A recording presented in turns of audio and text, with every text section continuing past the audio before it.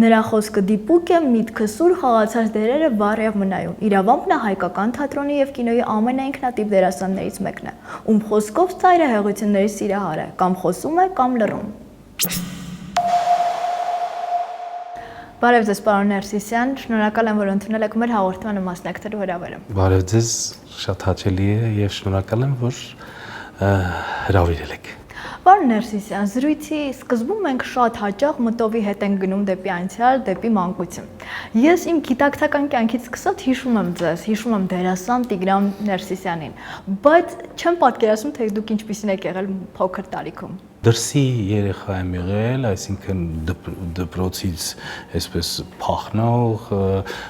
չար, նվեր է էլի, ավելի ծնողների համար, ընկերներիս հետ էի միշտ դուրսը, բակում, վերջը դրսի տղայական կռիվները ձեզ էին բնորոշ։ Ամեն ինչ բա իհարկե, պարտադիր է, ամեն ինչ անցել ենք, դա դպրոց է եղել եւ որի համար ուրախ եմ, որ անցել եմ, այդ ամեն ինչը որ դրանք կոփել են, շատ բաներ հասկացել ես եւ դա է հենց դպրոցը դուրսը դրսի կյանքը շատ է քեզ օփում եւ դրա հետ շաղախվել էր նաեւ տան իմ հայրական տան կյանքը, դաստիարակությունը, իրենց արվեստի ամենի, այդ ամեն ինչը շաղախվել է եւ ստացվել եմ, այն ինչը ստացվել է։ Գիտեք, ես շնորհակալ եմ իմ ծնողներին, իրենց որտեղ իրենք ինձ առահեղ եւ գեղեցիկ մանկություն են պարգևել ամեն առումով ես երախտապարտ եմ իրենց եւ շնորհակալ որ իրենք ամբողջությամբ նվիրեցին իրենց կյանքը ինձ եւ ամեն ինչ ստեղծեցին ինձ համար որպեսզի ես այդ մանկությունը այսօր փայփայեմ եւ զգամ ինքս իմ մեջ, իմ երազներում այսօր արդյունի ես երախտապարտ եմ իրենց։ Դուք ընդամենը 9 տարեկան եք եւ ձեր հայրը, ինչպես դուք եք նշում, ձեր ձեռքից բռնած տարել էր թատրոն։ Այսինքն սա գիտակցված ընտրություն էր, սա ճակատագիր էր, ինչ էր սա։ Դա երևի ճակատագիր էր, որովհետեւ հենց այդ տարիքից երբ ինքը ինձ տարել է դեռ նույնիսկ իմ առաջին բեմելուց առաջ 1975 թվականից Իֆիգենյան ավլիսում ներկայացման մեջ ես հայտնվեցի բեմի վրա, դրանից առաջ ես անընդհատ թատրոնում էի, ինքը ինձ տանում էր թատրոն, եւ ես կապվեցի թատրոնի հետ եւ ես չէի պատկերացնում այդ հրաշքը, այդ հեքիաթը։ Պարոն Ներսիսյան, մեկ տարիներ շարունակ տեսնելով բեմում, էկրաններին, հարցազրույցներում հասկացել ենք, որ դուք շատ զգացմունքային եք, այդ մասին դուք եք բազմիցս խոսել եւ զգացմունքայինից բացի նաեւ բռնկվողը շատ հաճախ ասում եք այն ամենը, ինչ շատերը գուցե կլռեին։ Ինչ եք կարծում, այս բնավորության գիծը ձեզ չի խանգարում։ Իհարկե խանգարում է։ Ես պիտի անկեղծ ասեմ հիմա առիթն է եւ անկեղծ ասեմ որ ես 19 տարեկանից հետո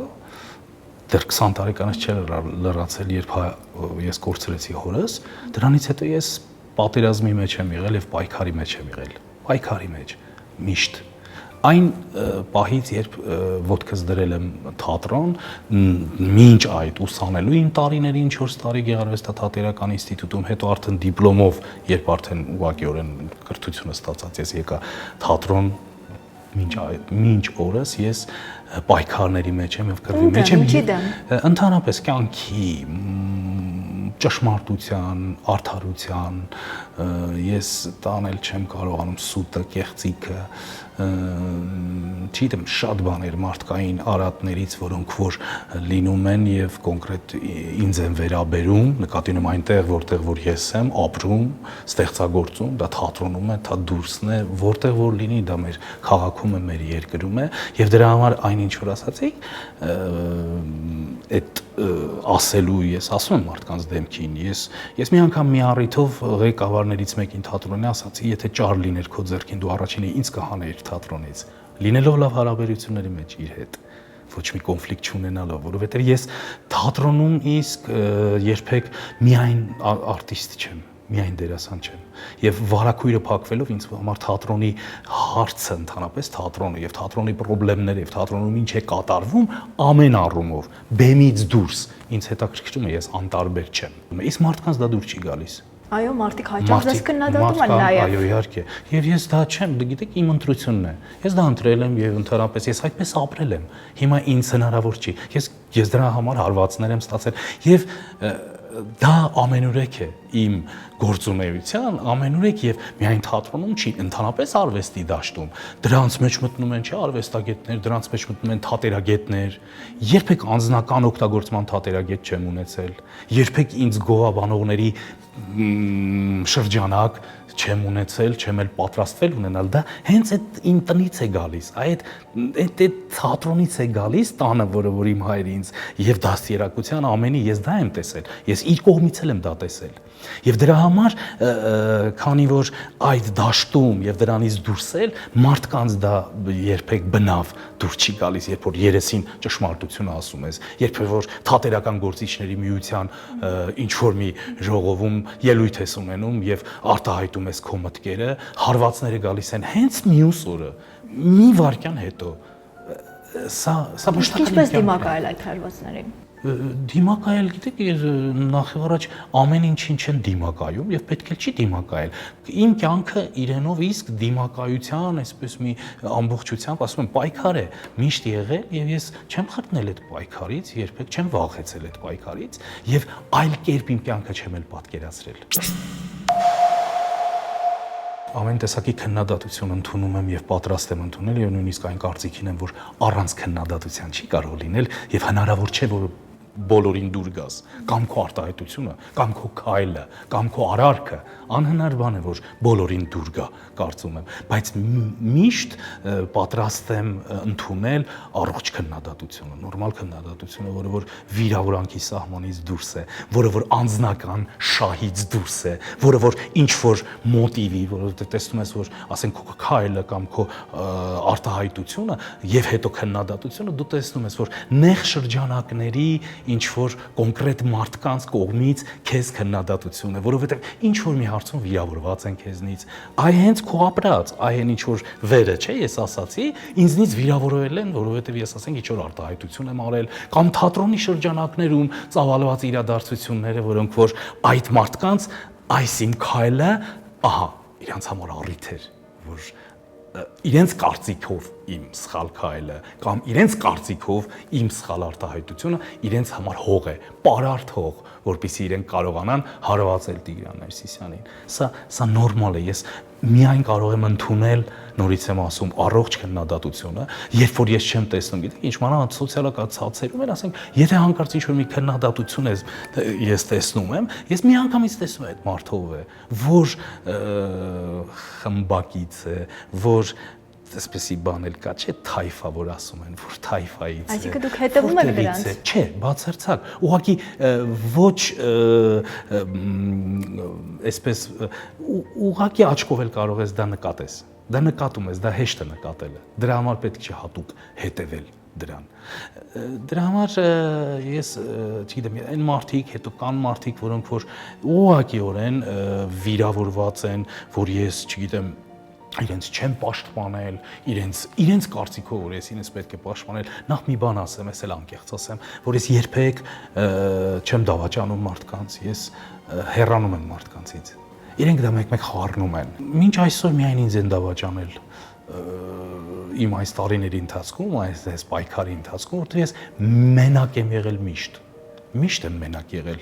ինձ ոչ ոք չի պաշտպանել, ես նորից եմ ասում, հատուկ մարդկանց չեմ պահել, հատուկ մարդիկ չեն եղել, որ ինձ պաշտպանեն կամ չգիտեմ ինչ եւ միայնակ եմ եղել եւ դրա համար էլ միշտ հարվածներ եմ ստացել մշտական, դրանք անընդհատ են եղել, բայց երբեք դրանք ինձ չեն կոտրել։ Իսկ երբ պարբերաբար դավաճանում են, դժվար չէ ոտքի կանգնել, դժվար չէ շարունակել հավատալ մարդկանց։ Կոփված եմ, կարծում եմ արդեն, բայց ցավոք որ այդպես է, որովհետև կուզեի որ այդպես չլինել, որովհետև ասում եմ, ես չեմ դավաճանում, ես հեռանում եմ։ Ես ասում եմ, Աստված քեզ հետ գնա միայն, մենք նույն ճանապարհով չենք այլևս։ Իրենք դա էլի նենգաբար օգտագործում են, որ դավաճանեց Տիգրանը։ Իրենք հետադարձ հայացք չեն գցում իրենց կյանքի վրա, իրենց ապրածի վրա, բա դու ինչ ես արել։ Դու ինչպես ես վարվել մարդու հետ։ Դու ինչպես ես վարվել ինձ հետ։ դու սա գիտեք ինչ չէ կողմնակալ այդ բանն է եւ արդարացման եւ փորձելու համար իրենց արդարացնեն իրենց դավաճանությունը ես թողնում եմ մարդուն ասում հեռանում ենք նույնիսկ կարող է ներեմ այն մարդուն եւ ներել եմ բազմաթիվ անգամներ եմ ներել բայց արդեն տարբեր ճանապարհներով ենք Պարոն Նարսիսյան, ես գիտեմ, որ դուք նույնքան զգացմունքային եք նաև երբ նոր եք սկսում ձեր հարաբերությունները ձեր տիկնոջ վաստակավոր արտիստ Նելի Խայրանյանի հետ։ Ես ձեր հարցազրույցներից մեկում գիտեմ, որ դուք ասել եք, որ ամեն շատ բուռն էր։ Վեճերի եւ տարաձայնությունների պակաս կարծես թե չեք զգում եւ նույնիսկ ձեր ընկերները խոստովանում էին, ավելի ուշ խոստովանել էին, որ չէին հավատում, որ ձեր միությունը կարող է երկար տևել։ Ինչ եք կարծում, ինչու են նրանք այդքան կասկածամիտ։ Ձեզ իմանալով կասկածամիտների երկու էլի մաս կար, այսպես անվանենք, որոնք որ իսկապես մեզ սիրում էին եւ մեր ընկերներն էին եւ լավ էին վերաբերում մեզ եւ իրենք չգիտեմ իմանալով էլ ինձ էլ Նելին էլ մեր այտենց բուրն լինելը եւ էմոցիոնալ լինելը կարծում էին եւ կարծիք էին հայտնում որ սա կարճ կտևի այսինքն կլինի բախում կլինի չգիտեմ ինչ եւ բաժանում կլինի միանգամից կավարտվի գործը բայց բարի մողումով այսինքն իրենք դա ասում էին գուցե չուզենալով եւ չցանկանալով նաեւ որ դա լինի այդպես ուղղակի մտածում էին որ հնարավոր չի որ այս կապը այս միությունը հաջողությամբ ավարտվի եւ կար մեկ ուրիշ մասը որոնք որ վատ ավելի նեգատիվ այսինքն իրենք եւ այդպես ասում էին եւ նաև ցանկանում էին որ այդպես լինի ուզում էին որ այդպես լինի որ այս միությունը չլինի եւ շատ չարախնդորեն եւ շատ այսպես բացասական որ չեն կարող իրենք իրար հետ կյանք կապել հերիք չի կապել դեռ կյանքը վայելել եւ ապրել իրար հետ բայց փաստն է որ արդեն 30 տարի է մեզ եք այո 30 տարի եւ նրանք էլ սխալվեցին բայց սկզբնական շրջանում հեշտ չէր որովհետեւ գիտեմ որ նաեւ բավական խանդոտ եք նույնիսկ արգելել եք Նելի Խայրանյանին ելույթ ունենալ բեմ դուրս գալ այդ շրջանն էլ եղել է դեր կյանքում այո եղել է բավականին բան գիտեք եղել է նորմալ ես նորմալ տղա եմ եղել տղամարդ եմ եղել եւ իմ պատանեկության տարիներին մենք շատ վաղ ենք ամուսնացել իրար հետ դեռ պատանի էինք շատ ամփորձ ամեն ինչում բայց եւ խանդը կար եւ ամեն ինչի կար որովհետեւ մենք սիրում էինք իրար սիրահարված էինք եւ էլի հանգարողներ շատ կային կողքից հենց այդ կարծիքները կողքից ամեն ինչը կողքին խառնողները շատ էին ուզում որ դա չկայանա եւ հետո պիտի ասեմ մենք ընտանիքներ ստեղծել ենք մեր երկրի համար ամենադժվարագույն պայմաններում մեր չէ ազատագրական եթե չեմ սխալվում կատակում են որ ամուսնացաք եւ ամեն ինչ փոխվեց այո մենք ամուսնացանք 88 թվականի հունվարի 30-ին եղավ մեր հարսանիքը մենք ամուսնացանք իրար հետ արդեն այսպես եւ փետրվարի 12-ին 14-ը առաջին միտինգը եղավ օպերայի Բաքում։ Մեր ընկերները ասում են գուցե չանեիք այդ սխալը եւ երկրում խաղաղություն կներ այդ շրջանում։ Պարոն Նարսիսյան, եթե ձեր մոր միջամտությունը չլիներ, որովհետև ես գիտեմ, որ հենց նա էր միջամտեր եւ դուք փոշմանել եք, դուք հասկացել եք, որ կարող եք թույլատրել Տիկին Խայրանյանին ելույթ ունենալ բեմում։ Ինչ եք կարծում, նա կներեր ձեզ, եթե այսօր այլ մասնագիտություն ունենար։ Դա էլի մտնում էր իմ այսպես ասած տղամարդկային այդ ժամանակ կայացման եւ ես ուզում եմ իմանալ երևի թե ես այսպես էլի որ անցել է ժամանակը հետո ուզել եմ հասկանալ թե ինչու էր դա որովհետեւ դա սխալ քայլ կլիներ իմ կողմից բայց ինչու էր դա եւ ես հասկացա որ դա ես արել եմ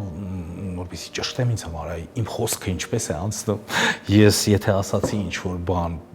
դա օրենք կլինի իր համար եւ ընդհանրապես այդ տարիքում 21-22 տարեկան 23 տարեկան հասակի մասին է խոսքը տարիքի մասին է եւ ես ուզում եի տեսնել դա ես ուզում եի զգալ դա ես ուզում եի հասկանալ որքանով է ամբողջությամբ ինքը այո հնազանդվում պատկանում ինձ դա այդ մասն է։ Ինքնահաստատվում։ Բա երիտասարդի այդ ժամանակվա այդ տարիների, չէ, ինչպես է ինքնահաստատվում տղամարդը, ինչպես կայանում տղամարդը այդ տարիքում, եւ ես համոզված եմ, որովհետեւ հետո էլ որոշումը էլի ես եմ կայացրել։ Այո, մայրիկիս միջամտությունը եղել է շատ բուրըն, որ դու ես ինչ ես անում, ոնց ես դες բանանում, բայց կապ չունի, եթե ես պնդեի, որը որ Փառք Աստծո ես չարեցի դա եւ մենք անցանք դրա վրայից, ես ինքս դա անելով հասկանում եի, որ դա ժամանակավոր բնույթ է կրում, ուղղակի ես ինչ որ բաներ ինձ համար պարզաբանում էի։ Դուք միասին բեմում եք, միասին շատ նախագծերում եք հանդես գալիս, բայց միասին կարծես նաև լռում եք։ Այս շրջանում կարծես թե տևական էկրանային դադարը ինչով է դա պայմանավորված։ Հոգնել եք, հոգնեցրել են, թե պարզապես հիասթափվել եք ինչու՞ չէ նաև։ Չէ, բացարձակ դրա համար պետք են այսպես ասել բարենպաստ պայմաններ։ Բարենպաստ պայմաններ հենց կապված դրա հետ, որովհետև դա հեռուստատեսությունը եւ նույն ասենք որտեղ որ դու գործ ես ունենում կամ ինչ որ գործ պետք է սկսվի, ինչ որ բանի մեջ քո մասնակցությունը ունենաս, դա կախված է մի քանի հանգամանքներից, շատ կոնկրետ եւ շատ կարեւոր հանգամանքներից, որը որ մեզ համար շատ կարեւոր է, շատ կարեւոր։ Դա ես կարող եմ նույնիսկ թվել, դա սցենարն է, դա աշխատանքն է, դա ռեժիսորն է, դա նյութն է, որի վրա դու աշխատում ես, դա շատ հանգամանքներ կան, որոնք որ պետք է գոնե եթե ասենք 5 հանգամանք է, գոնե 4-ը պետք է համընկնի եւ բռնի, որպեսզի դու համաձայնությունը տես սկսես աշխատանքները։ Սա այնպես չի։ Ամենայն դեպս մեզ համար երբես գիտեք, այնպես չի եղել, որ չգիտեմ, ինչ որ անընդհատ դեմքդ երևա կամ հենց այդ նույն քննադատողներ անհեթեթ բաներ ես մեկ լսում եւ անիմաստ բաներ, որ թույլ են տալիս իրենց հարվածելու համար, ուզում են հարվածեն հենց քո այդ ապրածի կամ քո արարքի կամ քո կարծիքի մասին եւ ինչ որ չգիտեմ, բան ուշադրության կարիք են զգում, չգիտեմ մեկը գրում է բան ծափահարությունների կարիք ունեն կամ այսպիսի բաներ կամ երևալու կարիք ունեն կամ բացարձակ մեր կյանքում ամենայդեպս իմունելի երբևիցե այդպիսի բան չի եղել, մենք ոչ ծափահարությունների կարիք ունենք, որովհետև դրա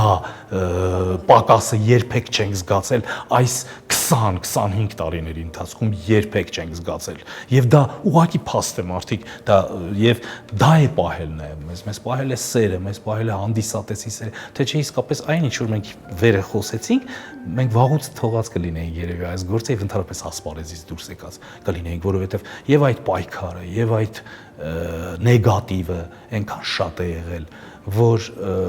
կարող է նաեւ չդիմանայիր։ Եղել են պահեր, գիտեք, երբ մտածել ես թողնել, հեռանալ, չգիտեմ, ամփոփվել քո մեջ։ Չէ, չգիտեմ, ասպարեզից, երկրից միշտ բազմաթիվ առիթներ են եղել եւ գնացել ենք եւ եթե ցանկություն լիներ փոքր-ինչ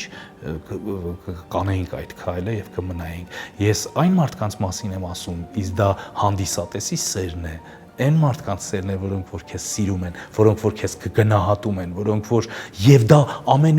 ամենուրեք է, դա թատրոնից էլ է դուրս։ Երբ որ վարակույրը փակվում է, դա քո կյանքում հետո շարունակվում է։ Երբ դու դուրս ես գալիս դուրս, երբ դու հանդիպում ես քո հայրենակիցներին, դա ամենուրեք է։ Եվ այդ սերն է քեզ առաջին հերթին պահում։ Դու հասկանում ես, որ դու իզուր չես ապրում եւ դու իզուր չես արել քո այդ գործը, այնինչի համար որ դու ստեղծված ես եւ անում ես, դա իզուր չէ եւ այդ ամեն ինչը պահել է քեզ գիս քեզ սիրողները շատ են։ Եվ թող իմանան են մարդիկ, որոնք որ չեն սիրում տարբեր պատճառներով, թող իմանան, որ իրենք մատների վրա կարող են ես իրենց հաշվել։ Իսկ այն մարդիկ, ովքեր սիրում են, նրանք շատ են։ Հենց դա էլ այդ սերն էլ պահում է եւ ստիպում է քեզ լինել ուժեղ։ Իդեպ այդ սիրո մասին մեկ անգամ Տիկին Խայարյանը ասել է հետևյալը. ձեր սիրո դեպի արվեստը, դեպի ձեր աշխատանքը թերևս։ Մեջբերեմ ձեր թույլտվությամբ։ Չէի ուզենա, որ տղամարդը այդքան սիրեր իր գործը, որքան Տիգրանն է սիրում եւ այդքան մեծ դեր եւ նշանակություն հատկացնել այդ ամենին։ Ինչու է նա այսպես արտահայտվել։ Նա միաժամանակ նշել է, որ հիացած է այն հավատարմությամբ, որ դուք ունեք ձեր աշխատանքի նկատմամբ, բայց միաժամանակ նա չի ցանկանում, որ օրինակ իր աղջիկների ապագա կողակիցները նույնքան շատ սիրեն իրենց աշխատանքը, որքան դուք։ Ինչու։ Որովհետև շատ է դա։ Ինձ մոտ շատ է։ Նա դա նկատի ունի։ Շատ է դա։ Չափաբաժինը շատ է։ Ինձ համար շատ չէ, դիմացինի համար, այսինքն ինքը տեսնում է, թե ես ինչպես եմ դա ապրում, ինչպիսի ապրումներ եմ ունենում, ինչպիսի դեպրեսիաներ եմ ունենում, հիասթափություններ եմ ունենում, հենց այդ ամենի հետ կապված, որովհետև այդ ամենը ինձ համար շատ ցավալի է եւ շատ է ազդում ինձ վրա։ Ինք ուզում եմ, որ ավելի քիչ լինի։ Ոչ թե չլինի, ես համոզված եմ, որ դա այն հատկությունն է, որը որ ինքը գնահատանքով է ասում եւ բայց չի ուզում, որ այդքան լինի, որովհետեւ հենց ինքն էլ է ասել եւ շատ շատերն են ասում եւ այդ կարծիքը նույն թատրոնում, եթե մարդիկ իմ մասին դուք ուրիշներից կարծիք լսեք եւ իրենք արտահայտվեն ամենակարևորը ազնիվ իմ մասին եւ թատրոնից դուրս ընդհանրապես արվեստի աշխարհում շատերը այդպես կասեն եւ շատերը այդ գնահատականը կտան։ Դուք նաև ծայրահեղ մարդ եք, չէ՞, կամ սիրում եք, կամ չեք սիրում, կամ խոսում եք, կամ լռում։ Այդպես է, ես ներելու մասին էի ուզում ասեի, որ կամ ներում եմ, կամ չեմ ներում, բայց մեծ մասամբ ներում եմ մարդկանց։ Ես ուղղակի հիմա ուզեցի, հենց այս պահին ուզեցի, անկեղծորեն հիշեմ, թե որ պարագայում եւ ում չեմ ներել։ Չի եղել այդպիսի բան։ Բոլորին ներել եմ։ Պարոն Ներսիսյան, զրույցի վերջում մենք հաճախ խոսում ենք երազանքների մասին։ Եվ ես գիտեմ, որ դուք երազում եք կառուցել, ինչպես դուք եք ասում, ձեր երազանքների տունը։ Ինչպիսին է այն։ Ինչպիսին է այն լինելու թերևս այս դեպքում։ Ես չգիտեմ ինչպիսին է լինելու, բայց այդ ցանկությունը ունեցել եմ, ուղղակի տուն կառուցել, որովհետև այն տունը, որը որ ես շատ սիրում եմ եւ իմ ընտանիքով այսօր Նելի եւ մեր աղջիկների հետ մենք ես մի առիթով էլ ասել եմ, չէ՞, ես գեղեցկությամբ եմ շրջապատված, ինձ գեղեցկություն է շրջապատում, հիմա երեք աղջիկներ ինձ շրջապատում են հիմա սիրով իրենց, կարող եմ ես երջանիկ չլինել եւ այդ տանը, որ ես ապրում, դա իմ այսպես ասած հորական տունն է, որը որ իմ հայրը ինձ թողել է։ Իմ մեջ մի ցանկություն է առաջացել, որ ես կառուցեմ ուղակի իմ տունը դա ինչ որ ցանկություն է եղել եւ ես կարեւոր չի ինձ համար ինչպիսին ինքը պետք է լինի, կարեւորը որ այդ իմ ընտանիքը լինի, այդ իմ սիրող իմ էակները, այդ հրաշքները, այդ տանը լինի, որտեղ հիմա իմ տունը, մեր տունը ամբողջությամբ սիրով է պատված, սիրով է ողողված, մենք երջանիկ ենք, մենք ամեն օր իրար տեսնում ենք, մենք սիրում ենք միմյանց, Աստծո կամքով ես համոզված եմ, որ կլինի դա Աստված կպարգևի ինձ, եթե ես երազում եմ, եթե ես այդ երազանքը կա, Աստված միշտ այդ դուռը բացում է, համենայնդեպս ես իմ կյանքից եմ դա ասում, ինձ մոտ միշտ այդպես է եղել, Աստված տվել է ինձ դա։ Հուսանք ձեր բոլոր ցանկությունները կիրականանան եւ ամենակարևոր այդ սերը, որ դուք այդքան գնահատում եք, երբեք չի պակասի։ Շնորհակալ եմ։ Շնորհակալ եմ զրույցի համար։ Շնորհակալ եմ հրավերի համար եւ այս հրաշալի զրույցի համար։ Եվ վերջում նկարահանմանն աջակցելու համար շնորհակալություն եմ հայտնում Արամի 42 կոտորակ մեկ հասցեն գործող նավավար Տիկնալին Պլարանին։ Իսկ իմ արտաքին տեսքի համար շնորհակալություն Ստուդիո 212 էսթետիկայի եւ գեղեցկության սրահին։ Հասցե Թումանյան 12 կոտորակ մեկ։ Կհանդիպենք։